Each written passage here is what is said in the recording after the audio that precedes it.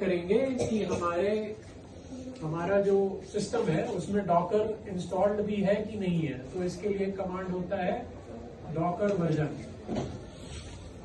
ठीक है, तो सबसे पहले आप ये चेक कर लीजिए डॉकर वर्जन। और अगर ये कमांड लिखते ही आप लोगों को वर्जन दिख जाता है तो दैट मीन्स आपके केस में डॉकर इंस्टॉल्ड है। अगर ये कमांड काम नहीं कर रहा है तो आप sudo डॉकर वर्जन भी चला सकते हो। ठीक है, ठीक है, दोनों में से कोई भी एक कमांड चल जाएगा। ठीक है, आप sudo डॉकर वर्जन कमांड चला लीजिए या डॉकर वर्जन कमांड चला लीजिए। ठीक है,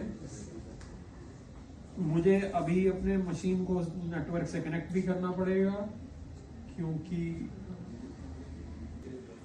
एक साथ मत बनाना, बहुत ठीक है ना भाई। ओके, तो सबसे पहला कमांड है ये चेक करने के लिए कि डॉकर आपके सिस्टम में इंस्टॉल्ड है कि नहीं। That is Docker version. ठीक है, डॉकर वर्जन या sudo डॉकर वर्जन। ठीक है, इसके बाद 4K से कम कर दो रेजोल्यूशन। रहने दो, चलो रहने दो। ठीक है। अच्छा, अब देखिए जैसे आप गिट के कमांड लिखा करते थे, git init, git commit, git log, git checkout, git push. ठीक है, ऐसे ही डॉकर के भी सारे कमांड डॉकर से चालू होते हैं। यानी कि डॉकर पुश, डॉकर पुल, इस तरीके से कमांड लिखोगे आप। तो जैसे ये भी एक कमांड है, इसके आगे पहले डॉकर लिखा हुआ है फिर वर्जन लिखा हुआ है। तो अब एक तो आप कमांड को डॉकर से चालू कर रहे हो और ऊपर से आपको हर कमांड रन कराने के लिए एडमिनिस्ट्रेटर की परमिशन भी चाहिए। तो उसके पहले आपको sudo भी लिखना पड़ेगा, यानी कि sudo डॉकर पुल, sudo डॉकर पुश। तो ये एक एक्स्ट्रा sudo वाला जो काम है ना, अगर इससे आप निजात पाना चाहते हो तो उसके लिए पहले आपको क्या करना पड़ेगा, आपको अपने डॉकर सॉफ्टवेयर को परमिशन देनी पड़ेगी कि इसको बार बार sudo ना लगाना पड़े। यानी कि आप इसको एडमिनिस्ट्रेटिव प्रिविलेजेस असाइन कर दो। जो डॉकर सॉफ्टवेयर है आपका, उसको आपको एडमिनिस्ट्रेटिव प्रिविलेजेस देने पड़ेंगे, यानी कि ताकि उसको एडमिनिस्ट्रेशन की परमिशन हो, वो बार बार आपको sudo ना लगाना पड़े उसमें। ठीक है, तो ये काम अब आप कैसे करोगे, ये काम हम एक और कमांड के थ्रू करेंगे। ठीक है, और इस कमांड का नाम है, ठीक है मैं लिख देता हूं यहाँ पे, sudo user mod। ठीक है, sudo user mod। ठीक है, ये एक जेनरिक कमांड है, ये बहुत सारी जगहों पे यूज होता है। जैसे आपके पास कोई सॉफ्टवेयर है और उस सॉफ्टवेयर को आप चाहते हो कि बार बार उसके कमांड रन कराने के लिए मुझे sudo ना लगाना पड़े, मतलब मैं उसको एडमिनिस्ट्रेटिव प्रिविलेज असाइन कर दूं ताकि बिना sudo के चले वो। तो उस केस में आपको क्या करना पड़ता है, उस सॉफ्टवेयर को आपको परमिशन असाइन करनी पड़ती है, एडमिनिस्ट्रेटिव प्रिविलेज असाइन करना पड़ता है।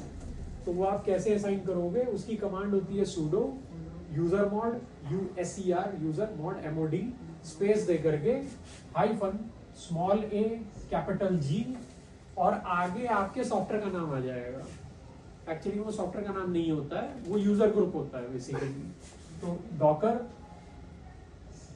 ठीक है, और स्पेस दे करके हमारा यूजर नेम, ये आपका यूजर नेम है। तो @ के पहले जो भी चीज लिखी हुई है वो आपका यूजर नेम है। तो स्पेस दे करके AIML मशीन।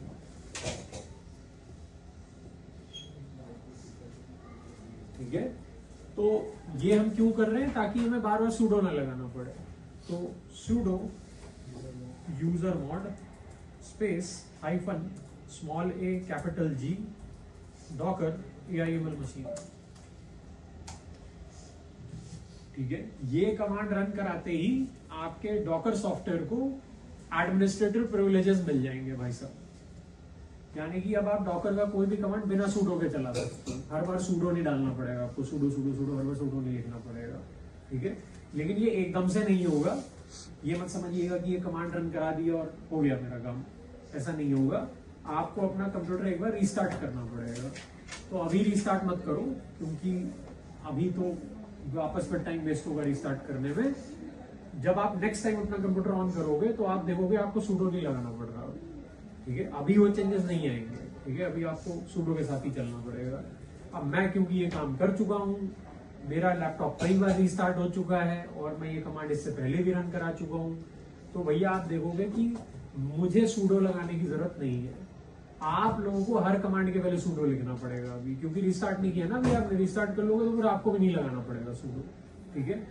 चलिए, अब सबसे पहले हम क्या करने जा रहे हैं, हम एक कंटेनर स्टार्ट करने जा रहे हैं, कंटेनर, ठीक है भैया। अब जो मैं बता रहा हूँ ध्यान से सुनना, ये इंटरव्यू में पूछा जाएगा। अगर आप MLOps की इंटर्नशिप करने जाते हो या DevOps की इंटर्नशिप करने जाते हो या फिर मशीन लर्निंग में किसी भी फील्ड में जाते हो, तो ये जो सवाल है ये आपसे पूछे जाएंगे। ये मुझे आपको बताने की जरूरत नहीं है कि डॉकर एक यूनिवर्सल टूल है। ये मत समझना कि मशीन लर्निंग में यूज होता है डॉकर हर जगह यूज होता है। फुल स्टैक में भी डॉकर यूज होता है, वेब डेवलपमेंट में भी डॉकर यूज होता है, ठीक है। मशीन लर्निंग में भी डॉकर यूज होता है। तो आप कोई सी भी फील्ड में जाओगे, अगर आपको अपने सॉफ्टवेयर को क्लाउड पे डालना है तो भाई साहब आप बिना डॉकर के नहीं डाल सकते। आपको उसको कंटेनराइज करना पड़ेगा। कंटेनराइज करने के लिए आपको ये सॉफ्टवेयर यूज करना पड़ेगा, ठीक है। मैं अभी सारी बातें समझाऊंगा कि कंटेनराइज करना क्या होता है, कंटेनर क्या होता है, ये सब कुछ बताऊंगा मैं आपको।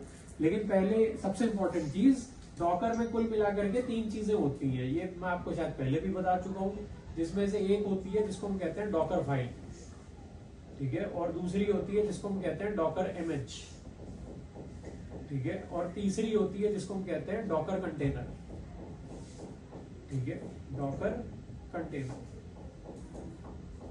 ठीक है। हम डॉकर फाइल से डॉकर इमेज बनाएंगे और डॉकर इमेज से डॉकर कंटेनर बनाएंगे। आप डायरेक्टली डॉकर फाइल से डॉकर कंटेनर नहीं बना सकते।